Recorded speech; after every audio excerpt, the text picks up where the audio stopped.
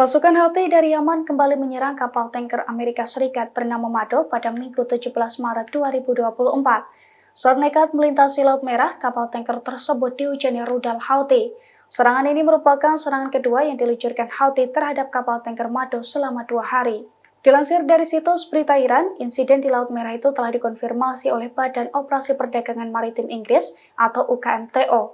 UKMTO mengklaim Houthi menembakkan satu rudal ke kapal tanker Mado pada Minggu 17 Maret 2024. Pasalnya, serangan ini merupakan kedua kalinya Houthi menargetkan kapal Mado dalam 2 hari terakhir.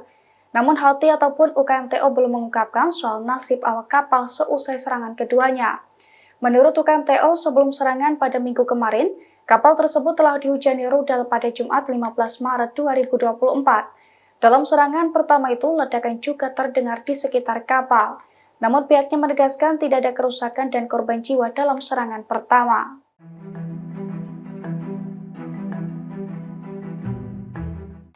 Pasukan Pertahanan Israel atau IDF mengakui kematian Kapten Daniel Peres yang merupakan komandan dari Batalion ke-77. Menurut IDF, Kapten Peres telah tewas sejak 5 bulan silam. Namun hingga saat ini pihaknya masih kesulitan menemukan jasad kapten yang berusia 22 tahun tersebut. Dilansir dari i24 News, hal itu diumumkan IDF pada Minggu 17 Maret 2024 kemarin. Dalam laporannya disebutkan bahwa Kapten Peres terbunuh pada 7 Oktober 2023 silam dalam serangan Hamas. Namun IDF mengklaim sejak saat itu Hamas menahan jasad Kapten Peres di jalur Gaza. IDF pun mengaku kesulitan saat berupaya membawa jasad Kapten Peres tersebut. Bahkan selama 5 bulan, IDF mengaku gagal bertaruh dan melakukan negosiasi dengan Hamas untuk menjamin pembebasan jasad tersebut. Diketahui Peres merupakan seorang perwira berpangkat kapten di IDF.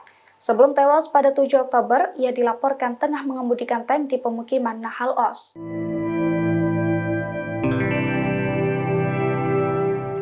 Perlawanan Islam Irak kembali menyerang pangkalan udara Israel di dataran tinggi Golan. Dalam serangan tersebut, perlawanan Irak menggunakan drone untuk menembus pertahanan IDF. Dilansir dari Al-Mayadin, video detik-detik perlawanan Irak meluncurkan drone ke pangkalan udara IDF itu dirilis pada Senin 18 Maret 2024. Dalam video tampak drone tersebut ditembakkan dari sebuah lahan kosong. Tampak drone Irak itu melesat dengan kecepatan tinggi ke posisi Zionis. Perlawanan Irak mengklaim serangan tersebut tepat sasaran dan menimbulkan kerugian bagi Zionis. Namun belum diketahui secara pasti soal ada atau tidaknya korban jiwa dalam serangan tersebut. Diketahui perlawanan Irak sebelumnya menegaskan bahwa selama bulan Ramadan pasukannya akan lebih intensif menyerang Zionis. Perlawanan Irak mengaku hal itu bertujuan untuk membalas genosida yang dilakukan Israel di Gaza.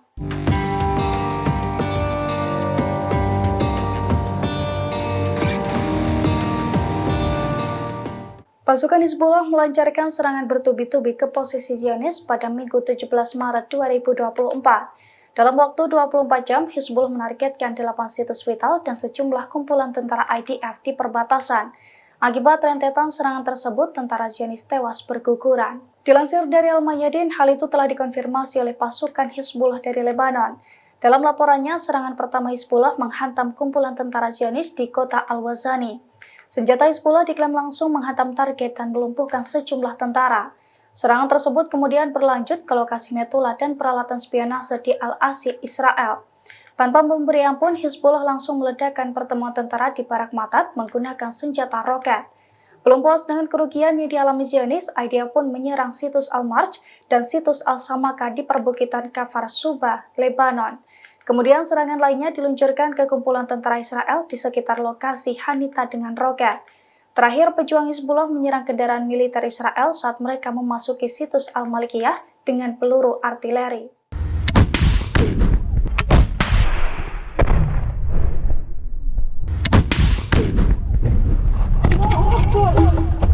Zionis kembali diserang di poros kemajuan kota Hamad Barat Laut Khan Yunis. Kendaraan militer Zionis itu dihujani pasukan Syahid Omar Al-Qassam menggunakan peluru B7. Akibat serangan tersebut, sejumlah tentara Zionis terbakar hidup-hidup di dalam kendaraan tersebut. Dilansir dari Al-Mayadin pada Senin 18 Maret 2024, hal itu telah dikonfirmasi oleh Abu Khaled, juru bicara pasukan Syahid Omar Al-Qassam. Abu Khaled mengklaim sejumlah pasukannya menyerang pasukan pendudukan Israel di poros kemajuan di kota Hamad Khan Yunis, yakni dengan menghujani kumpulan tentara Zionis menggunakan senapan mesin dan granat berpeluncur roket. Selain itu, pasukan Syahid Omar Al-Qassam juga meledakkan kendaraan pasukan pertahanan Israel atau IDF dengan peluru B7. Akibat serangan tersebut, sejumlah tentara pun tewas terpanggang hidup-hidup di dalam kendaraan tempurnya. Di sisi lain, pasukan Syahid Omar Al-Qassam ini juga melakukan serangan gabungan di lingkungan Al-Zaitun dengan Brigade Al-Mujahidin, Brigade Al-Quds, dan juga kelompok Al-Husaini. Operasi gabungan itu pun diklaim menghasilkan serangan langsung dan menyebabkan korban jiwa di antara tentara pendudukan.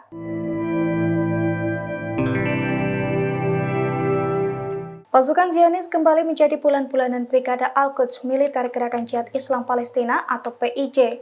Saat berkumpul di area Gubernur Pusat Israel, para tentara tersebut dikepung dengan lusinan mortir. Akibat serangan tersebut, tentara Israel kocar-kacir berupaya menyelamatkan diri. Dilansir dari Al-Mayadin pada Senin 18 Maret 2024, hal itu telah dikonfirmasi oleh Brigade Al-Quds. Brigade Al-Quds mengklaim sejumlah pejuangnya menyergap timur Gubernuran Pusat yang digunakan untuk pertemuan tentara Israel. Dalam penyergapan tersebut, Brigade Al-Quds mengaku menghujani kumpulan tentara menggunakan mortir. Alhasil, tentara IDF pun kocar-kacir menyelamatkan diri dari serangan Brigade Al-Quds. Namun, Brigade Al-Quds tidak membeberkan soal total korban jiwa dalam serangan tersebut. Meski demikian, brigade tersebut juga mengkonfirmasi bahwa prajurit perlawanannya menembak jatuh pesawat Skylark Israel. Pasalnya, pesawat tersebut dibombardir ketika melakukan operasi mata-mata di timur kota Gaza.